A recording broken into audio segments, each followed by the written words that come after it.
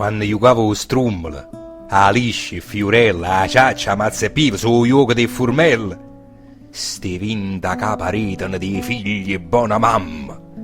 E mi scordavo al solito che mi moriva di fame e come ci sfrenavamo, sempre chi ne sorore. E mamma ci lavava una minuta e quarto d'ora. Giuncheva fatta che la cane pendrezzata per far preta, s'aiuta un coppa all'astica, per andare a cometa. Poi mare ci manavamo spesso con tutte le panne e in quello ci asciuttavamo, senza pigliare malanna. E guardia, sempre a sfotterla per fare secutatuna, ma le volte ci afferravano con schiaffi e scuzzettune e a casa ci portavano. Tu padre li imparà!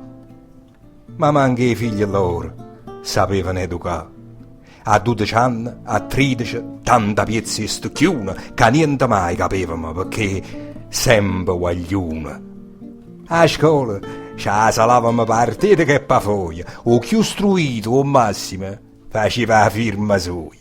Poi grossa, senza studi, senza arte e senza parte, fornivamo per perderci tempo, vino, carta, dichiaramento, appiccica e giure gioventù scordati in danno carcere, senza poter ascicchiù.